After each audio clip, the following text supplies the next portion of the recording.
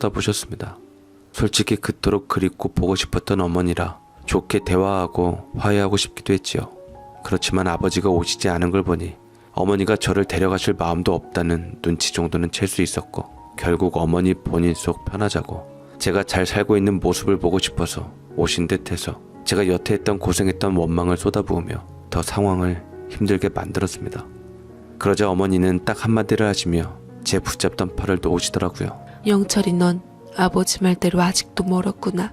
옛말에 자식이 귀하면 고기를 잡아주는 것이 아니라 잡는 방법을 가르치라고 했는데, 그걸 못한 우리의 책임이 큰 것은 사실이지만 그래도 그 과오로 앞으로의 널 망칠 수는 없었기에 어렵게 내린 결정이었다. 네 말대로 틀린 것은 하나 없지만 그래도 이쯤 되면 네가 깨우친 것이 있을 거라 생각했는데 아무래도 내가 잘못 생각한 듯 싶다. 얼굴 보고 잘 살아있는 거 봤으니 나중에 또 찾아오마 라고 말씀하시며 그렇게 어머니는 가버리셨습니다. 그때까지만 해도 염장을 지르러 온 것도 아니고 부모님께서는 여전히 잔잔한 물가에 돌만 던지고 가셨지요. 알아서 잘 살고 있었는데 왜 굳이 와서 제 속을 뒤집어 놓는 것인지 이해할 수 없었고, 이번 일로 부모님 자체를 이해하고 싶지 않다는 생각이 들어서 단단히 각오를 했습니다. 중국집에서 일을 했었지만 그곳을 어머니가 아는 게 싫어서 그만두고 마침 숙식 제공이 가능한 근처에 얼마 떨어지지 않은 단골집 설렁탕집 가게로 옮기게 되었습니다. 설렁탕집 사장님께서는 업종이 다르지만 저희 중국집 단골 손님이라 얼굴이 많이 익히게 된 상태였고, 마침 구인 광고를 냈기에 제가 찾아가게 된 것이었는데요. 알고 보니 어머니가 찾아온 그날 설렁탕집 사장님 역시도 공교롭게 그날 제가 어머니와 다투던 모습을 다 보셨더라고요. 그러면서 차분하게 제게 술 한잔 주고받으며 그간 살아온 것에 대한 말씀을 줄줄이 하셨습니다. 기분 나쁘게 듣지 않았으면 좋겠는데 그날 어머니랑 자네랑 다투는 걸 우연히 봤는데 참 나도 비슷한 일을 겪은 부모인지라 나는 어머니 말씀이 이해가 가더라고. 나 역시 굉장히 어려운 집안에 태어나서 밥 한 그릇 제대로 먹어보는 게 소원인 사람이었거든. 그런 내가 우연히 술에 끌며 떠돌면서 팔았던 국수 한 그릇이 대박이 나서 이렇게 설렁탕집을 하고 있는 걸세. 내가 살아온 세월이 너무나도 길었고 고통스러운 가시밭길이었는데 지나고 보니 깨우치는 게 많아서 내 자식만큼은 그 길을 걷지 않게 하려고 자네처럼 귀하게 키웠네만 그게 자식을 망쳐버려서 지금은 먼 타국에서 소식도 모르고 살고 있어서 뒤늦게나마 내가 바로잡지 못한 것에 대해 후회를 지금껏 하면서 살고 있네. 어떤 부모든 자식을 위하는 마음은 똑같은 법인데 내가 고생을 하면 더했지 내 자식은 고생하지 않기를 바라는 부모 마음이 다를 게 뭐가 있겠나. 허나 내 자식이 당장은 고생을 하더라도 나중에 그 고생이 밑거름이 되어 성장할 수만 있다면 끝내 고통과 아픔을 감수하고도 자식을 벼랑 끝으로 내몰 수도 있는 게 바로 부모일세. 결국 자네 어머니도 아픈 시절이 있어 봤으니 내 자식이 그런 가난은 겪지 않도록 단단하고 훌륭한 사람으로 성장해 주길 바라는 마음에 지금 고생을 시켜보는 거 아니겠나. 결국 이 모든 게 자식인 자네를 위한 일이라네. 부모님 원망 말고 그만큼 더 열심히 살아보게. 나는 그러질 못해서 결국 아들을 잃었네. 사장님께서 잘 못하는 술까지 마시며 저를 독려하고 지금이라도 잘 살아서 나중에 부모님 꼭 찾아뵈라 다독였습니다. 물론 저를 위해 진심 어린 조언을 해주신 것은 알겠지만 이 말을 듣고도 저는 기분이 썩 좋지 않았습니다. 마치 잘못한 것도 없는 저를 자꾸만 모두가 꾸짖는 느낌이 들었지요. 그래서 전 이 말도 새겨듣지 않았고 오히려 씩씩거렸고 날이 갈수록 그날 찾아온 어머니의 의도가 삐뚤게 느껴지며 제 스스로에게는 오히려 독이 되었어요.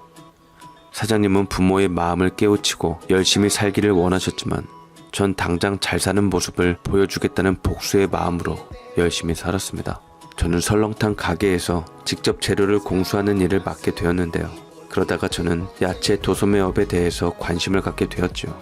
설렁탕 가게를 걸치고 있으면서 저는 음식점에 야채 재료를 공급해주는 도매업에 뛰어들게 되었고 그걸 위해 운전면허도 따게 되며 상품을 고르는 눈이 점차 밝아지게 되었습니다. 하며 저는 설렁탕집을 그만두고 본격적으로 본업에 나서게 되었고 제가 일했던 설렁탕집을 비롯해서 중국집, 인맥을 통한 여러 거래처로 확장하게 되었어요. 그래도 쌓아놓고 잘 맺어놓았던 인연들이 정말 필요할 때 많이 도와주더라고요. 그래서 사회에서 제일 중요한 게 인간관계라는 사실을 알게 되었습니다. 이에 기대에 걸맞게 속이지 않고 워낙 싱싱한 야채를 팔다 보니 입소문이 난 것도 한몫해서 돈은 제가 남의 집에서 월급 받을 때보다 꽤 벌어졌습니다. 최종 목표는 저도 상가를 사서 가게를 차리거나 세를 주는 계획이라 그거 하나 보고 돈을 벌며 치열하게 살았습니다. 그렇게 해서 번 돈과 대출을 보태서 드디어 작은 꼬마 건물을 하나 사게 되었죠. 1, 2층은 가게를 세주었고 3층은 집이었는데 비록 낡았지만 장소가 나쁘지 않은 곳이라 처음 이곳을 마련했을 때 저는 기쁨의 눈물을 흘리며 제 모든 것을 쏟아부은 게 이룬 것 같아 자존감도 한껏 올라가기도 했습니다. 1층에 월세 부담이 없었기에 저는 프랜차이즈 햄버거 집을 열게 되었고 2층에는 학원세를 주며 쏠쏠한 수입을 이루게 되어 제가 힘을 들여 돈을 벌지 않아도 제 통장에 달달이 돈이 꽂히는 구조가 되었네요. 저는 이때부터 돈이 쌓이는 재미로 살았고 부모에 대한 원망과 그리움 같은 것도 없었습니다. 제가 나이도 꽤 먹었는데 이 말은 결국 그만큼 부모와 떨어진 시간이 길었다는 것이니까요. 시간이 해결해준다는 말이 있는데 정말 시간이 지나니 힘겨웠던 감정들이 사라지더군요. 돈이 있으니 주변 사람들이 다시 모여들기 시작했지만 저는 어려운 일을 겪으면서 누구보다 사람 보는 눈도 갖추게 되었고 가까이 할 사람과 멀리 할 사람을 거를 줄 알게 되었습니다. 사람뿐 아니라 물건 또한 가치를 잘 보게 되었는데요. 운이 좋게도 제가 산 건물 주위에 도로가 개발되기 시작하면서 상가들이 들어서면서 제 건물 시세가 미친 듯이 뛰어버렸네요. 저는 이참에 건물을 부분적으로 리모델링해서 옆에 새로 들어온 건물과 구색을 맞췄고 저는 어엿한 건물을 가진 건물주로서 성공하게 되었고 이 모습을 부모님께 제일 먼저 보여드리고 싶었어요. 어찌되었든 돌이켜보면 부모님이 계속 세상 물정 모르는 저를 품어주셨다면 저 역시 설렁탕집 아들처럼 사회에서 쓰임받지 못해 크게 사고치며 사회 악으로 살아갔을 수도 있고 이런 성공의 맛도 모르고 살았을 테니 뒤늦게서야 부모님이 매몰차게 내치던 그 마음이 와닿으며 무척이나 보고 싶더라고요. 그런데 막상 부모님을 찾으려고 인근 친척들한테 소식을 전했건만 아이러니했던 것은 부모님이 다들 어디 계신다는 것을 모른다는 것이었습니다. 네 부모님이 잘 살고 있던 집을 팔고 어디로 갔는데 어디 갔는지 모르겠다. 너 정신 차리게 하려고 그 대단한 집을 팔았다고 하는데 또 듣기로는 하던 사업이 어려워져서 팔았다는 얘기도 들려오고 나도 형님이랑 형수님 뵙고 소식도 좀 듣고 싶은데 도무지 연락이 안 되니 벌써 거진 10몇 년째 못 보고 있구나. 네가 그래도 자식이니 어떻게 해서든 네 부모 좀 찾아보거라 라고 작은아버지께서 말씀하셨고 저는 불안감이 엄습해오며 그간 안 했던 부모님에 대한 걱정이 물 밀려오듯 밀려들기 시작했습니다. 저는 사람을 써서라도 부모님을 꼭 찾고 싶었고 어떻게 해서든 그토록 부모님이 바라시던 제 스스로 일으켜진 모습을 보여드리기 위해서라도 찾아야만 했습니다. 전에 찾아오셨던 야윈 어머니의 모습이 떠올라 그때 내쳤던 제 모습에 대해 뒤늦게서야 후회가 들더라고요. 귀한 아들 잘못 키운 것에 대한 두려움과 자식을 내친 자책감을 하며 찾아오신 것일 텐데 불편한 어머니 마음을 조금이라도 쓸어주는 게 자식된 도리였는데 변명을 하자면 저도 그 당시 먹고 살기 빠듯하고 현실에 치여서 그저 부모님 원망하기 바빴는데 그게 참 마음에 걸리더라고요. 그러던 때에 저는 가족을 찾고 있는 제 소식을 들었던 이모에게 연락을 받게 되었습니다. 영철이 너 잘됐다는 소식은 들었다. 그간 네 부모 심정은 헤아려 들지도 않더니만 이제야 살만나니깐 그 마음을 알겠니? 네 엄마 너 찾아갔을 때 얘기 들었는데 너네 쫓고 가슴 아파 찾아간 언니 맘을 그리 후벼놨다며? 그 뒤로 네 부모도 상처받고 너 없는 자식이라 생각하고 살기로 했단다. 너 잘돼서 그걸로 됐으니 더 이상 네 부모 찾지 말고 이제 너도 결혼하고 가정 꾸리며 잘 살아라. 그게 네 부모님 도와주는 거야. 라고 알 수 없는 말을 했는데 이게 말이 되는 소리입니까? 부모 자식이 살다 보면 서로 어긋나고 실수할 수도 있고 저는 어쨌든 성공해서 부모님을 찾아뵙고 싶다는데 이럴 수는 없었습니다. 저는 이모의 의미심장한 말을 듣고 도저히 그냥 지나칠 수가 없어서 부모님의 소식을 알려달라고 간절히 부탁드렸지만 이모는 묵묵부답일 뿐이었습니다. 그럼 제 주소라도 드릴 테니 전해라도 주세요. 저와 부모님은 천륜으로 맺어진 인연인데 어떻게 그 인연을 마음대로 끊을 수가 있겠어요? 제가 못 끊으면 부모님은 더더욱 못 끊으실 겁니다. 제가 비록 못난 자식이지만 그래도 이제라도 제 모습 보여드리고 그간 못다한 것 제가 받은 사랑 그 이상으로 부모님께 효도할 거라고요. 이모가 다시 저희 부모님 만나게 해주시면 그 사례는 어떻게 해서든 다 할 테니까 제발 도와주세요. 부탁드려요. 라고 제 주소를 남기고 왔고 이모만 믿고 손 놓을 순 없었기에 그 길로 저는 당장에 실력 있는 사람들이 있다던 곳을 찾았고 당장에 얼마가 들더라도 작은아버지께 받았던 부모님의 사진을 내보이며 찾아달라고 의뢰를 했습니다. 얼마 안 가 꼭 다시 부모님을 만날 거라고 생각했건만 그런데 두어 달의 애가 타는 시간이 흘러도 의뢰한 곳에서도 이모에게서도 소식이 들려오질 않더라고요. 대체 어디에 꽁꽁 숨어 있는지 두 분이 가실 만한 곳을 다 찾아보았지만 세상에서 사라진 듯 흔적도 보이질 않았네요. 마음이 옴짝달싹 못하게 되며 간담이 서늘해져 왔고 설마 제가 성공의 업을 올리는 사이 부모님이 행여나 잘못되셨을까 싶어 초조해 왔고 안 되겠다 싶어 더는 기다릴 수가 없어 아예 경찰에 실종 신고를 하게 되었습니다. 그런데 저는 경찰에게 뜻밖의 놀라운 소리를 듣게 되었어요. 김종락 씨가 아버지 성함이라고 하셨는데 안타깝지만 아버님께서 사망신고가 되어 있는 상태시네요. 사망신고라고요? 저희 아버지가요? 그럼 어머니는요? 저희 어머니는 괜찮으신 거세요? 아버지가 사망신고가 되어 있다는 말에 저는 하마터면 까무러칠 뻔했고 앞이 깜깜해져 오며 다리가 후들거리기 시작했습니다. 제 소중한 사람이 더 이상 이 세상의 사람이 아니라는 소식을 들었을 때 숨이 멎어오는 이 고통은 느껴보지 않으면 결코 아무도 모를 것일 테죠. 저는 경찰서에서 오일을 하게 되었고 어떻게 해서든 어머니라도 찾을 요량으로 경찰에게 요청해서 어머니가 거처하고 계신다던 주소로 찾아갔지만 그곳에도 어머니께서는 보이질 않았습니다. 어머니라도 당장에 찾지 않으면 저는 살 수가 없겠더라고요. 이렇게 그립고 보고 싶었는 걸 전 여태 어떻게 참았던지 어머니를 보면 제 모든 것을 다 내드리며 붙잡으리라 여기며 지푸라기라도 잡는 심정으로 냉랭한 이모를 다시 찾아가며 사정했습니다만 돌아온 대답은 절망이었습니다. 그만해라. 나도 불편하니까. 너희 부모님이 죽어도 주소 알려주지 말랬던 그 뜻을 네가 잘 헤아려 보면 좋겠구나. 미안하지만 네 엄마가 허락하기 전까진 난 절대로 입을 열 수가 없다. 네가 하물며 여기서 소리치고 깽판을 쳐봐라. 어디 내가 주소 알려주나. 저는 이미 외갓집에선 불효자가 되어 낙인이 찍혀 있었고 그 말을 듣고 머리가 띵해졌고 멍하니 집으로 돌아왔습니다. 생각이 너무 많았어요. 아버지는 돌아가셨다 치더라도 어머니는 제게 대체 왜 이러는 건지, 중국집에서 일했을 적 어머니를 그리 보낸 게 아직도 저를 원망하셨던 건지, 그래도 내가 자식인데 이렇게까지 할 일인지 숨쉬기가 힘들더라고요. 일이고 뭐고 저는 어머니를 만나기 전까지 살 수가 없을 것 같아 그대로 몸져 눕게 되었고 몇 번이나 가족들과의 생전 좋았던 기억을 떠올리며 눈물을 달고 살았는데 그제서야 이모가 무슨 바람이 불었던지 제게 비장한 얼굴로 다시 찾아와서 쪽지 하나를 주더라고요. 내가 네 엄마 말대로 그냥 모른 척하고 넘기려고 했는데 너도 그렇고 지금 네 엄마 상태도 그렇고 도저히 안 될 것 같아 너한테 네 엄마 주소를 남긴다. 가서 엄마 잘 찾아뵙고 와라. 그렇게 화목하고 사랑이 넘치는 가족이었는데 어디서부터 이렇게 잘못 꼬인 건지 참 모르겠구나. 라며 씁쓸하게 말씀하시고는 가버렸는데 그 쪽지를 보는 순간 목이 메이며 안심이 들더라고요. 저는 몸이 처지는 것도 불사하고 택시를 타고 쪽지가 적혀진 곳을 향했고 한참이나 간 곳은 집안 끝에 다다른 바다가 가까운 평온한 마을이었습니다. 택시에서 내리자 그곳이 더 잘 보였고 어머니가 살고 계시던 곳은 예전 모습과는 비교도 안 될 정도로 초라하고 작은 다 쓰러져가는 집이었어요. 계세요 하며 침착하게 문을 두드리며 열어보았을 때 너무나 늙고 야윈 할머니가 식사를 하고 계셨는데 그간 힘들었던 지났던 세월을 말해주듯 우아했던 어머니께선 백발 노인이 되어 있으셨습니다.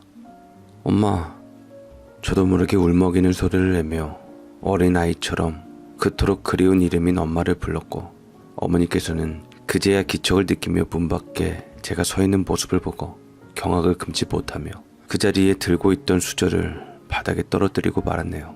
영철아, 네가 어떻게 여길 찾아왔냐? 너 잘됐다는 소리 듣고 마음 놓고 이제야 두 발 뻗고 살겠다 싶었는데 왜 누추한 이곳까지 어떻게 알고 찾아왔어? 이런 초라한 모습 너에게 보이기 싫어서 꽁꽁 숨어서 죽을 때까지 모르게 하려고 했는데 볼품없는 엄마 모습 보이고 싶지 않아서 그래서 네 앞에 차마 못 나타났던 건데 네가 이렇게 오면 어떡해 녀석아. 끝까지 제가 자비롭지 못하다며 어머니께서는 되려 저를 원망하셨고, 그래도 자식이었던 저를 보고 싶으셨던지 그때 중국집에서처럼 눈물을 한가득 머금고는 저를 꼭 안아주시며 다독여 주었는데 그 품이 참으로 따뜻하고 가슴이 아프더라고요. 저는 어머니를 안아드렸고 어머니 역시 저를 말없이 안아주시며 한동안 모자상봉의 시간을 갖게 되었습니다. 어머니께서는 제 뺨을 두 손으로 쓰다듬으며 머리카락을 정돈되게 만져주셨는데 학창시절 늘 제 교복과 머리를 매만져 주던 손길이 기억나 왈칵 눈물이 쏟아지고 말았어요. 어머니께서는 제 눈물을 닦아주시며 그간 제가 몰랐던 진실을 털어놓으셨습니다. 장하다 내 아들. 엄마 아빠는 네가 이렇게 잘 될 줄 알았단다. 어떻게 얻은 내 귀한 자식인데 너를 위해서 늘 기도했는데 그게 이루어져 엄마는 당장이라도 눈 감아도 소원이 없겠어. 사실 그때 너를 내쫓았던 것은, 내쫓을 수밖에 없었던 것은 아버지의 사업이 이미 기울어진 상황이었고 사업을 끌수록 빚만 더 늘어나게 되어 어쩔 수 없이 집까지 처분해야만 했기 때문이란다. 거기다 부부는 일심동체라고 너희 아버지랑 나랑 한꺼번에 몹쓸 병을 얻게 되니 남겨질 네 걱정만 되기 시작하더라.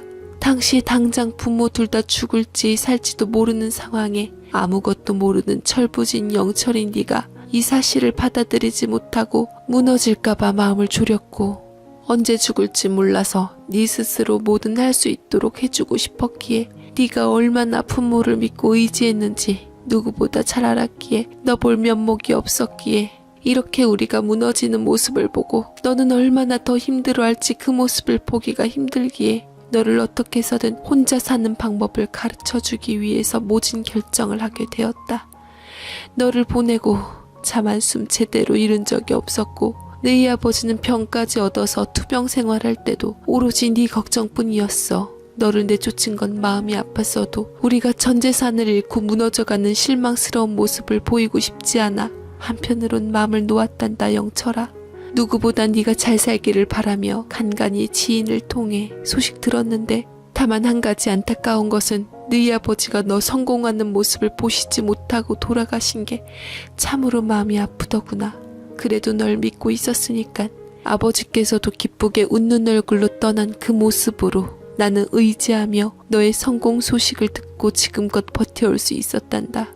우리가 사랑했던 귀하게 여겼던 너의 인생 잘 살펴보아줘서 고맙고 멋지고 장하다 영철아.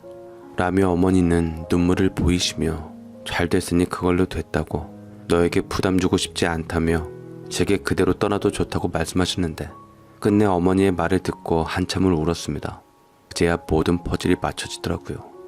왜 그래야만 했는지, 그럴 수밖에 없었는지를 듣고 나니 그간 묵혀있던 답답함이 모두 사라지는 듯 했습니다. 저는 부모님 사랑도 모르고 긴 세월 동안 홀로 원망하며 살았으니까요. 아무튼 저는 부모님 덕분에 어찌 되었던 결국 저는 건물도 사고 나름 성공해서 잘 살게 되었고 부지런함과 성실함을 갖게 되어 돈을 융통하는 방법을 스스로 터득하게 되었습니다.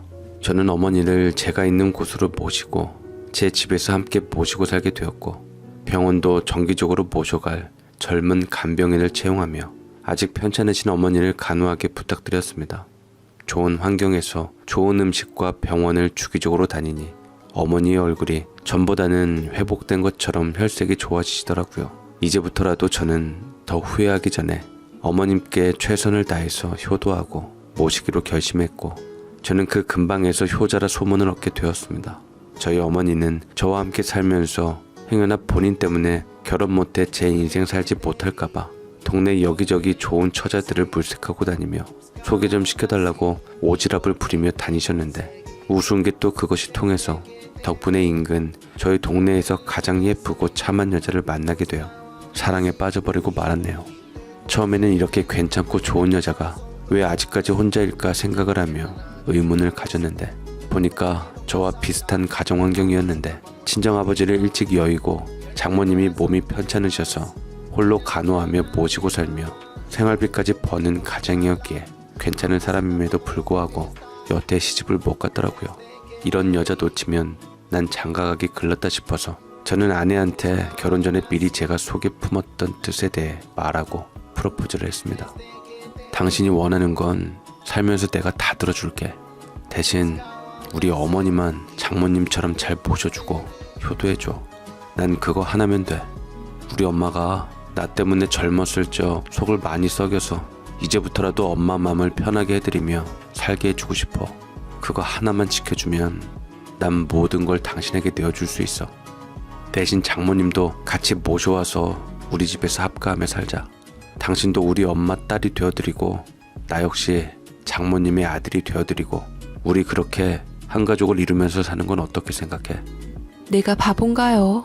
그렇게 좋은 조건까지 들이미는데 당연히 당신이랑 결혼해야지. 나는 여태 우리 어머니 모시면서 행복하게 살았고 든든한 우리 시어머니까지 모시고 산다고 생각하면 난 너무나도 행복한 사람이에요. 우리 닮은 아이들 낳고 행복하게 한번 살아봐요. 아내가 어떻게 생각할지 몰라 오랫동안 고민하며 간절한 마음으로 결혼해 줄 수 있냐고 했더니 맘 착한 아내는 별것 아니라는 듯 환하게 웃어주며 제 손을 잡아주었고 아내는 지금껏 장모님과 어머니를 모시면서 그 약속을 지키고 있는 중입니다. 덕분에 저희 집은 동네에서 효자 효부가 사는 집이라고 소문나서 의도한 바는 아니었지만 어쩌다 보니 제가 이루는 사업도 그 이름 덕을 톡톡히 보고 있네요. 아내는 그 와중에도 아이를 셋이나 낳은 상태로 제 내조도 못지않게 해내고 있으니 제가 부모복, 여자복은 타고났나 봅니다. 어머니께서도 쓸쓸해 하시지 않고 동갑내기 장모님이랑 서로 잘 지내고 계시며 다 같이 사니까 더욱 화목하고 화기애애한 것이 이제야 사람 사는 맛이 나더라고요. 앞으로는 어리석은 마음으로 사랑하는 사람들을 잃는 행동은 하지 않으려고 합니다. 사랑하면 사랑한다 표현도 그때그때 잘 하려고 노력 중입니다. 부디 못다한 효도를 다 할 때까지만 저희 부모님이 무탈하게 버텨주시길 이것 딱 하나 바라며 살고 있답니다.